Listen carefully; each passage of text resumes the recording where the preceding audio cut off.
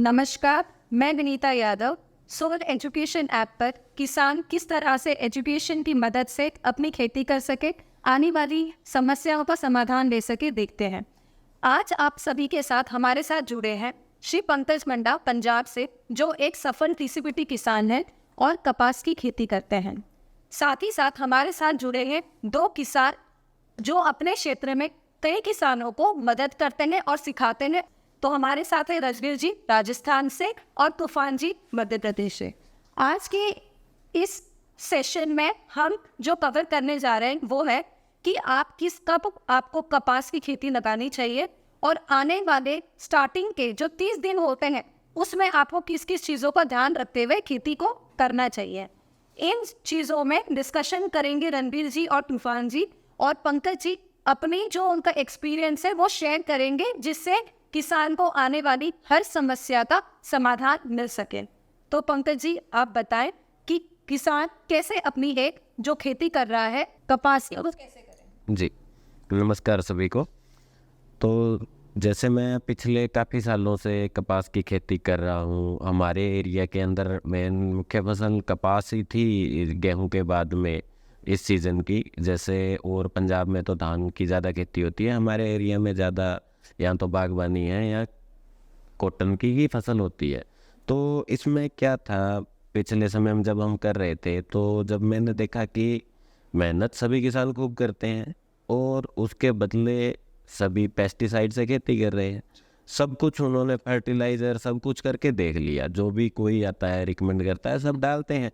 लेकिन होता क्या जा रहा है, हर साल कोई ना कोई नई बीमारी आ रही है। उसके अलावा प्रोडक्शन जो है दिन ब दिन घटता ही जा रहा है।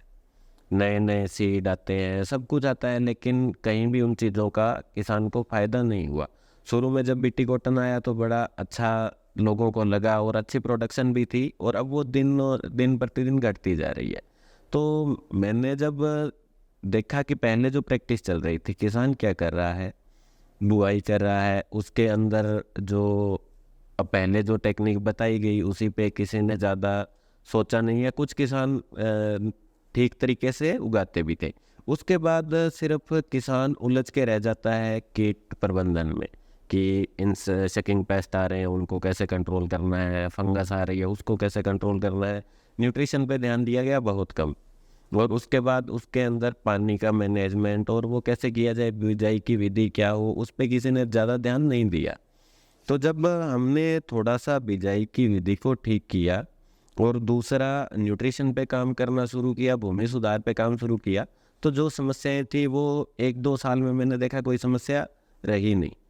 कि उसके बाद ऐसा हो गया कि हम पानी का मैनेजमेंट ठीक से करें सही बुआई करके, तो हमें पानी के साथ न्यूट्रिशन का मैनेजमेंट करना है और हमें कुछ भी करने की आवश्यकता नहीं है कीट के लिए या और हमारी एक एवरेज प्रोडक्शन जो है वो तो आएगी ही आएगी। और अगर मौसम और सब कुछ हमारे फेवरेबल रहे तो बहुत अच्छी प्रोडक्शन भी हम ले सकते हैं। जो आज के दिन हम बात करें नॉर्थ इंडिया में 7 से 8 क्विंटल प्रोडक्शन एवरेज रहा है, 10 क्विंटल को बहुत अच्छा माना गया। लेकिन अगर हम बात करें तो जैसे हमारे यहाँ पे कनाल बोलते हैं, एकड़ के अंदर 8 कनाल होते हैं, तो मिनिमम ये है कि एक कनाल में 2 क्विंटल प्रोडक्शन आना चाहिए, तभी हमारी खेती सफल है। यानी कि 16 क्विंटल प्रति एकड़ तो प्रोडक्शन आना चाहिए। और उसी में जब मैं सीख रहा था तो उसमें देखा कि काफ़ी किसान अपने साउथ में और ऐसे हैं जिन्होंने सिर्फ बिजाई की टेक्निक को ठीक करके 40 क्विंटल तक प्रोडक्शन ले लिया, जिनका सिर्फ बिजाई का तरीका ठीक करना और उस पर प्रैक्टिस करना। और उसको देखा और उसको जब इम्प्लीमेंट करना शुरू किया तो काफ़ी उनमें चेंज भी करने पड़े, और वो प्रोडक्शन 40 क्विंटल तो नहीं आ पाई, लेकिन 20 तक हम पहुंच गए। उसके अंदर काफ़ी चीज़ें रहती हैं कि उतना काम हम कर पाए या नहीं। तो उसके अंदर सभी विधियां जो है वो मैं आपको बताता हूँ, और उसके अंदर ये है कि जो भी जिस जगह की कंडीशन है उसके हिसाब से सभी कर सकते हैं। तो इसमें मेरा एक आपसे पहला तो मतलब ये रहेगा कि जो जानता है थोड़ा बहुत, आप जिस टेक्निक से कर रहे हो, टीसीबीटी बता रहे हो, तो जो बिल्कुल नया किसान है जी, वो टीसीबीटी से करना चाह रहा है, तो उसकी बेसिक नीड क्या रही, वो कहाँ से शुरुआत करें। जी देखिए, टीसीबीटी क्या है, कैसे काम करता है, उसका मैं आपको थोड़ा सा बताता हूँ कि एक अपने भारत में आज से पहले कोई भी केमिकल खेती हो या फिर जैविक खेती हो, सभी में ये काम किया गया। किसी ने या तो बैक्टीरिया पे काम किया यानी कि सॉइल बायोलॉजी पे, या किसी ने किया केमिस्ट्री पे, न्यूट्रिशन पे। ये टीसीबीटी एक ऐसी टेक्निक है जो हमारे गुरुजी ताराचंद बेल जी ने अपने इतने सालों की रिसर्च करके हमें ऐसे फॉर्मूला दिए जिससे हम सॉइल, सबसे बड़ी बात सॉइल एनर्जी, जिस पे किसी ने ध्यान ही नहीं दिया, जिसका 70% रोल है, उस पे भी काम करती है। उसके बाद सॉइल बायोलॉजी पे करती है और सॉइल केमिस्ट्री पे करती है। तो उसके लिए जैसे अगर किसी को शुरुआत करनी है तो सबसे पहला स्टेप है कि हमें अपनी ऊर्जा को ठीक करना है, एनर्जी पे काम। सबसे पहली चीज जो हाँ, तो टीसीबीटी में आना है और सफल होना है। तो कोई भी खेती हो उसका ये है कि हमें सबसे पहले ऊर्जा पे ध्यान देना है, जिसके लिए अग्निहोत्र जो गुरुजी बताते हैं, जो अग्निहोत्र हमें शुरू करना पड़ेगा, या फिर उसकी भस्म कहीं से लेके यूज करनी पड़ेगी। अग्निहोत्र है क्या? अग्निहोत्र एक जैसे देखा जाए तो अगर इसकी साइंस की बात करूँ तो ये एक टेक्निक है हमारे प्रकृति में छोटे से छोटी इकाई जो है, सूक्ष्म इकाई को ऊर्जा देने की टेक्निक और ऊर्जा को पॉजिटिव करने की टेक्निक। इसको कोई भी धर्म के साथ ना जोड़ा जाए, क्योंकि ये एक हवन के तरीके की विधि है जो पूरी साइंटिफिक है, जिसके अंदर पात्र का साइज, बिल्कुल समय और सब चीज़ों का ध्यान रखा जाता है।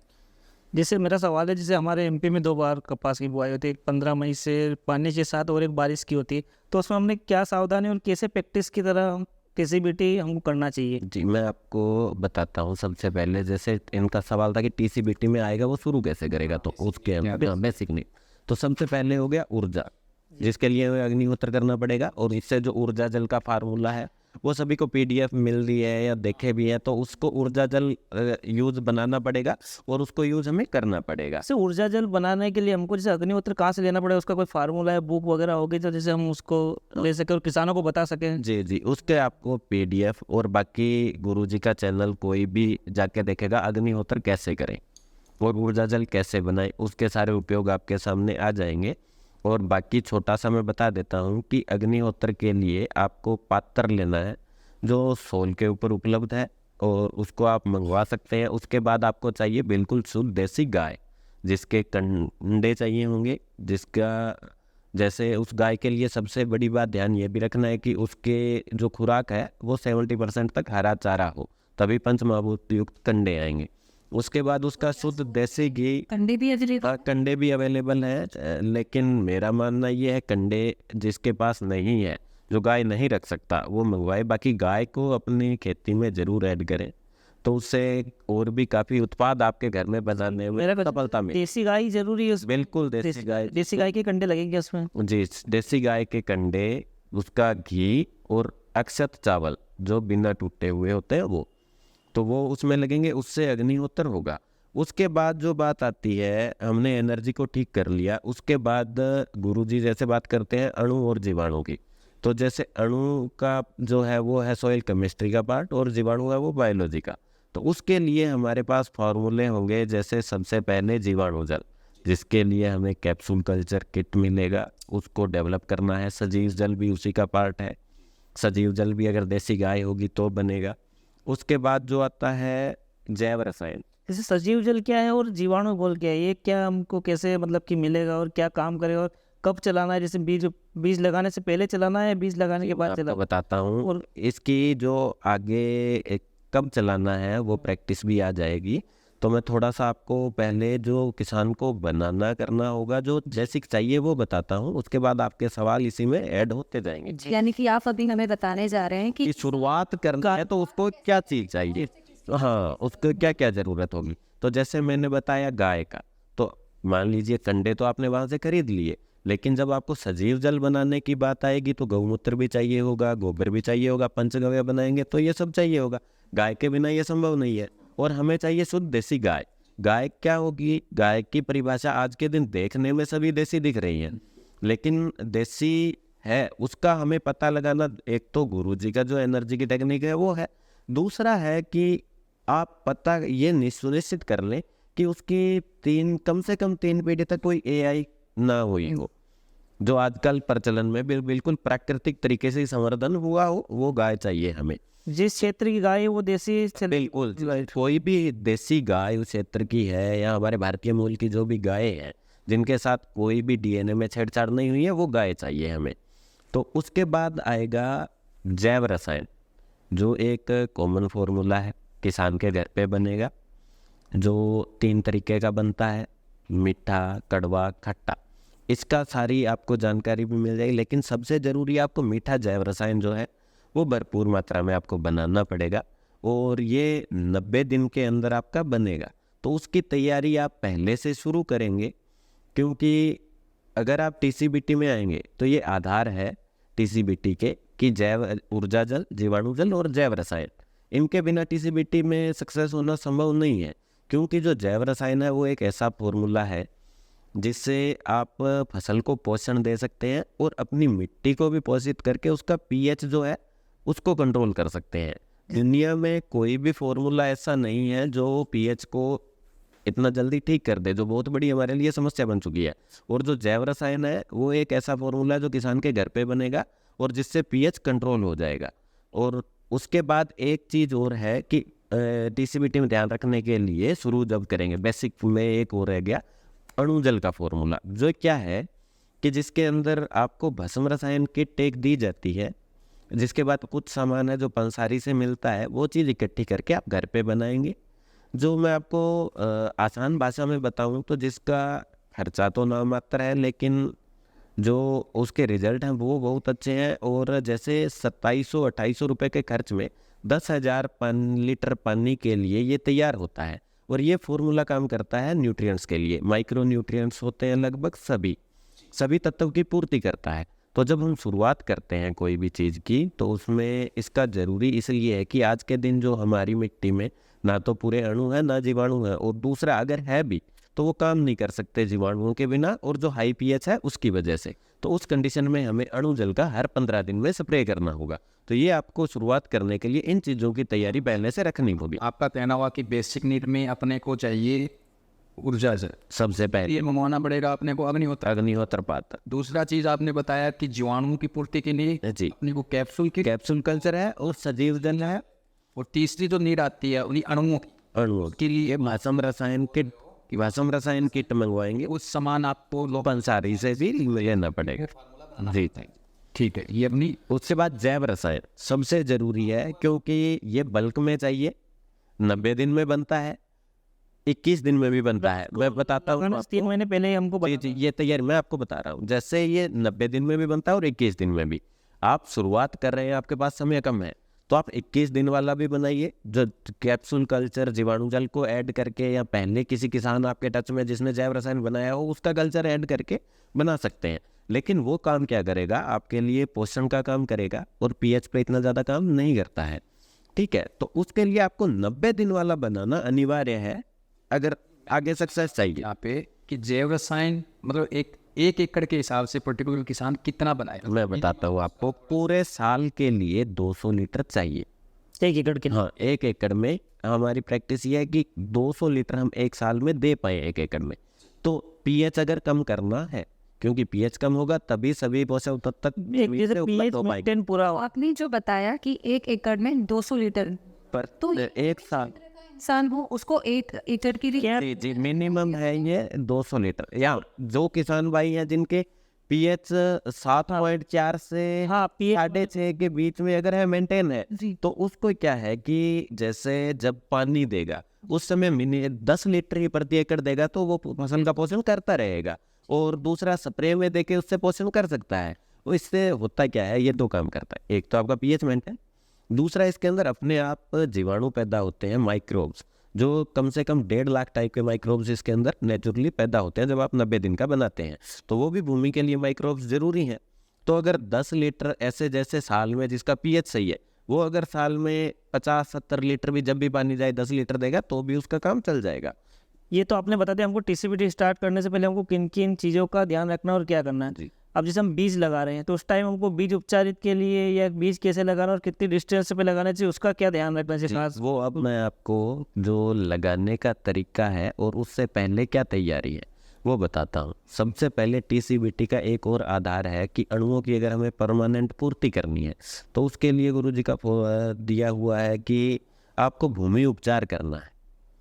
देखिए मेरा मानना जो पर्सनली है वो ये है कि देखिए कि सोल ने इतने रिसर्च से हर तत्व के लिए प्रोडक्ट हर फॉर्म में अवेलेबल कर लिया है नेचुरल, ठीक है। तो वो है कि जो किसान आज शुरू कर रहा है उसको बनाने का समय नहीं है या भूमि उपचार नहीं हुआ, फसल नहीं लग चुकी है, तो उस समय वो उन चीज़ों की पूर्ति प्रोडक्ट से कर सकता है। लेकिन देखिए प्रोडक्ट तो इतने सालों से आ रहे हैं, वो चलो केमिकल थे, बायो थे, अलग अलग थे। ये प्रोडक्ट नई टेक्नोलॉजी के काम करते हैं, सब कुछ है। लेकिन अगर आप प्रोडक्ट पे डिपेंड रहेंगे तो आप ये मानिए कि आपका खर्चा बहुत ज़्यादा बढ़ेगा। तो उसका अगर परमानेंट सोल्यूशन चाहिए तो आप भूमि उपचार में जाएंगे। उपचार में क्या करना चाहिए? भूमि उपचार मैं आपको बता रहा हूँ, जैसे भूमि उपचार के अंदर क्या है, सारी चीज़ें देखी जाती है कि भूमि की स्ट्रक्चर कैसी है, स्ट्रक्चर को भी इम्प्रूव करना है, सभी तत्व की पूर्ति भी करनी है। जैसे गुरुजी के हिसाब से बात करें तो पंच महाभूत का बैलेंस, और अगर विज्ञान के हिसाब से बात करें तो जैसे कार्बन मेंटेन करना, पीएच को कंट्रोल करना, ईसी मेंटेन करना, और जिस भी तत्व की कमी है उसकी व्यवस्था करना। जैसे हमें पता है, जैसे हमने काफ़ी टेस्ट कराए उन मिट्टियों के जिनके अंदर हमें बहुत ज़्यादा फर्टाइल मानते हैं, तो हमने देखा कि जैसे बोरोन कुछ जगह पे था लेकिन जिंक सब जगह पे ख़त्म हो चुका है। कारण वो केमिकल की प्रैक्टिसेस की वजह से है ज़रूर, लेकिन जैसे फॉस्फेट के साथ में वो रिएक्ट करके ऐसी फॉर्म में चला गया कि वो अवेलेबल नहीं हो सकता अब। तो ऐसी कंडीशन है, तो जैसे जिंक नहीं है अभी, और आयरन बहुत ज़्यादा कम हो गया है। उससे सबसे बड़ी बात है कि कैल्शियम जो बहुत ज़्यादा कम हो गया आज के दिन हमारी सॉइल में, जिसकी वजह से कॉम्पैक्शन बहुत ज़्यादा आ रही है, और वही हमारी खेती में आज जो प्रोडक्शन दिनों दिन गिर रही है उसका कारण है। तो उन सभी चीज़ों को मेंटेन करने के लिए गुरुजी ने जैसे तरीके दिए हैं, फास्फोरस कम है, फास्फोरस की पूर्ति करनी है तो सॉफ्ट रॉक फॉस्फेट, जो जैसे रॉक फॉस्फेट भी दो तरीके के हैं, जैसे एक होता है हार्ड रॉक और एक होता है सॉफ्ट, तो हमें चाहिए soft rock phosphate. Hard rock phosphate जो होती है वो सिर्फ अगर आप केमिकल के एसिड से उसको अवेलेबल करा सकते हैं, माइक्रोब्स उसको अगर कराने में जाएंगे तो वो लगता है 20 साल में भी ना हो पाए। तो हमें सॉफ्ट रॉक फॉस्फेट चाहिए जिसमें सिलिकॉन ऑक्साइड की मात्रा हो और जिसका फास्फोरस अवेलेबल हो पाए इजीली। तो ये हमको कहाँ मिलेगा? मैं बताता हूँ आपको, जैसे मध्य प्रदेश का जो होता है रॉक फॉस्फेट वही सॉफ्ट रॉक फॉस्फेट है, उसके अंदर अलग अलग है कि ये 4% से 22% तक का आता है।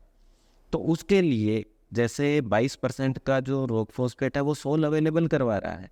बाकी अगर किसी के पास अपनी व्यवस्था ज़्यादा सस्ता है, अगर किसी के पास सोर्स है और वो सुनिश्चित है तो ले सकता तो वो है। ले सकता है। देखिए दूसरा उसके बाद क्या है कि जैसे मैंने बात की कैल्शियम की पूर्ति की, कैल्शियम, सल्फर, बोरोन, पोटाश ये अच्छी मात्रा में होते हैं जिप्सम में, और जिप्सम के अंदर और भी 40 तत्व और होते हैं। और हम गुरुजी के ज्ञान से अगर बात करें और प्रकृति की पूरी बात करें तो 108 तत्व चाहिए।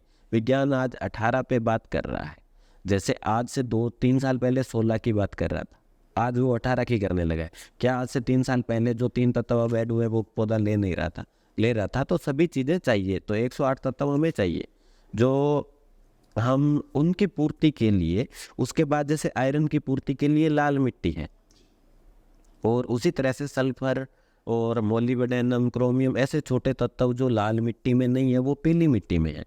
तो इन सभी चीज़ों को ऐड करके और हम 108 तत्व की व्यवस्था कर सकते हैं। उसके बाद सॉइल के अंदर बात आती है जो मिट्टी के अंदर कैटायन एक्सचेंज कैपेसिटी। क्या होता है? बताता हूँ, वो होता है आसान भाषा में अपनी मिट्टी का फ्रिज, जो न्यूट्रिशन को स्टोर करने की क्षमता, जो बहुत ज़्यादा जुताई करने की वजह से, केमिकल डालने की वजह से अगर जिसको जो डिस्टर्ब हो चुका है, आज देखिए डाल सब कुछ रहे हैं लेकिन वो सब सॉइल में जा रहा है। उसके बाद क्या होता है, मिट्टी के अंदर सबसे बड़ी बात थी सिलिकॉन ऑक्साइड, जिसकी वजह जो ह्यूमस के साथ में रिएक्ट करता है, जेल की कंडीशन बनती है, बैक्टीरिया अच्छे से काम कर पाते हैं, वो कंडीशन जो हम बहुत ज़्यादा जुताई की वजह से जो ख़राब हो गई, उस कैटायन एक्सचेंज कैपेसिटी को बढ़ाने के लिए हमें जो हाईली पैरामैग्नेटिक क्ले होती है उसका यूज़ करना होता है, जिसके लिए हमारे पास सोर्स है जियोलाइट यानी कि सफ़ेद खनिज। तो उसको, जिसका सरफेस एरिया बहुत ज़्यादा होता है, जो शुरुआती टाइम में शुरू कर रहा है उसको अगर 20 से 25 किलो डालेगा प्रति एकड़ तो भी उसका वो काम हो जाएगा। उसी तरह से जैसे मिट्टी के अंदर दो फोर्स और होते हैं, जैसे डायमैग्नेटिक और पैरामैग्नेटिक, तो उनको भी मैं बताता हूँ, आपको बताता हूँ, उनको ठीक करना भी बहुत ज़रूरी है। तो उसके लिए हमें चाहिए जैसे ज्वालामुखी मिट्टी जिसके गुरुजी बात करते हैं, आयोनिक मरीन वोल्केनो सैंड, तो वो उसका वो हाईली पैरामैग्नेटिक होती है वो भी, और उसको डालेंगे तो ये जो डायमैग्नेटिक और पैरामैग्नेटिक दो फोर्स है और दोनों एक दूसरे के अपोजिट है। जैसे हम बात करें चुंबक की, एक दूसरे को जैसे खींचते हैं और एक दूसरे को धक्का भी देते हैं, दोनों बात है उसी तरह से ये काम करता है। जो पैरामैग्नेटिज्म, जैसे पैरामैग्नेटिक मैंने क्ले की बात की या ये वोल्केनो की बात की, तो ये काम क्या करते हैं, जो तत्व हमारे ज़मीन के अंदर लीच हो चुके हैं सब सॉइल में, उनको चुंबक की तरह ऊपर खींचता है। और दूसरा, आप जो ये ग्रीन सैंड है या सफ़ेद खनिज है उस पर जब चुंबक रख के देखेंगे तो आपको उसमें से मिट्टी उठती हुई दिखाई देगी उसी तरह से, और वही काम वो जाके सॉइल में करेगा। अब जो डायमैग्नेटिक और पैरामैग्नेटिक जो दो फोर्स है वो ऐसे है कि जैसे हमने लाल पीली मिट्टी, रॉक फॉस्फेट या जो भी आज से पहले जो चीज़ें हम डाल रहे हैं वो है सभी डायमैग्नेटिक। जैसे अब पैरामैग्नेटिक की बात करता हूँ तो हमने कुछ भी नहीं डाला, तो उन दोनों फोर्सेस को अप्लाई करने के लिए हमारा जो ज़्यादा जुताई और इन चीज़ों की वजह से जो पैरामैग्नेटिक फोर्स था वो ख़त्म हो चुका है।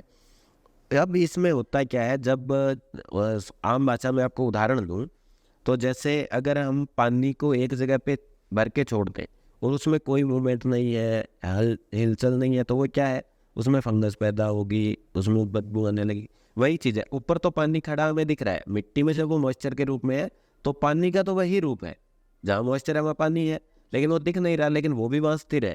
तो उसमें क्या हो रहा है, जड़ गलन, ऐसे रुका हुआ पानी है, इसमें कोई भी चीज़ घुली तो वो ज़मीन में बैठ गई जी, वो अब काम की नहीं है। तो ये जो क्या है, डायमैग्नेटिक और पैरामैग्नेटिक दोनों फोर्स अपने उलट होने की वजह से क्या करता है, ये इधर धक्का देगा तो ये इधर देगा, दोनों का फोर्स अलग है, अपोजिट है, तो उसमें क्या है, आपके मूवमेंट रहेगी धरती के अंदर पानी की, और जब पानी हिलता रहेगा उसमें ऑक्सीजन का संचार रहेगा, आपके जो न्यूट्रिशन है वो घुलते रहेंगे, और वहाँ पे बैक्टीरिया, ऑक्सीजन का संचार रहेगा तो जो अपने एरोबिक बैक्टीरिया है वो बहुत ज़्यादा काम करेंगे। वो एरोबिक बैक्टीरिया होना बहुत ज़रूरी है, क्योंकि जहाँ पे एनारोबिक कंडीशन आती है वहाँ पे पैथोजेंस ज़्यादा बढ़ जाते हैं, और उसी वजह से जो ज़मीन से जुड़े हुए फंगस कीड़े जो आज हो रहे हैं वो उसी वजह से है कि हमारा पैरामैग्नेटिक फोर्स है वो काम नहीं कर रहा। जैसे हम भूमि उपचार करते हैं, आपने बताया, तो हमको मिट्टियाँ कितनी क्वांटिटी में डालना चाहिए और बीज लगाने से पहले कब ये भूमि उपचार को करना चाहिए, कितने रोज पहले? देखिए, जो है जब भी आप मिट्टी को डाल तो कभी भी सकते हैं, जैसे आपकी मिट्टी की फसल छोटी है उस समय अगर आपके पास व्यवस्था आप डाल सकते हो तो मिट्टी में डाल सकते हो, लेकिन सबसे अच्छा समय वो है कि खेती की जिस समय आपने पहली फसल की हार्वेस्टिंग हो गई और दूसरी फसल लगाने के बीच में जो समय है आपका खाली खेत है, उस समय अच्छे से फैला के डालिए और उसको मिक्स करिए। जैसे अब मैं बात करूँ कितनी क्वांटिटी की, तो उसके अंदर ये आएगा कि जो जिप्सम है वो आपको हमेशा कोशिश करिए एक साथ आप 1 टन तक डालने की। किन मिट्टियों में, जो भारी मिट्टियाँ हैं वो मैं बता रहा हूँ, जो भारी और दोमट मिट्टी है उनमें 1 टन तक आप डाल सकते हो। क्या आप बता पाएंगे भारी मिट्टी या दो मिट्टी में क्या? जी मैं बताता हूँ जी मैं बताता हूँ। जैसे उसके बाद आती है जो बालू रेत है, उनके अंदर जो कोई भी चीज़ जो आप डालेंगे वो एक साथ कभी नहीं डालनी है, खासकर जिप्सम को तो कभी भी नहीं, उसको 2 क्विंटल ऐसे 6 महीने 3 महीने गैप से डालिए। होता क्या है, जो ये जिप्सम है ये लीच करवाता है, सल्फर जो इसका है वो सभी चीज़ों को लीच करवाने का काम करता है, और उसी तरह से क्या है कि ये एक सॉइल कंडीशनर भी है, तो ये डालेंगे तो इसका फ़ायदा आपको होगा ही होगा। और जो अब जैसे आपने बात की दोमट और भारी सॉइल, भारी मिट्टी वो है जैसे चिकनी मिट्टी जिनमें पानी लगाने की जो पकड़ती ज़्यादा है, और उसके बाद जिसमें दरारें ज़्यादा आती है, जो सख्त ज़्यादा होती है वो है भारी मिट्टी है।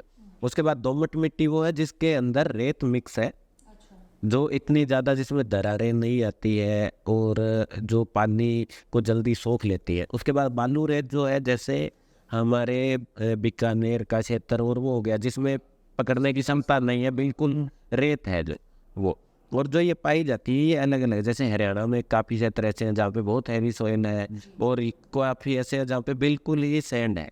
तो ये अलग अलग हर क्षेत्र में अलग अलग है। जैसे एमपी की बात करें तो वहाँ पे हैवी सॉइल है जो ब्लैक है जी। और रेड भी है, अलग अलग एरिया के हिसाब से। तो उन जमीन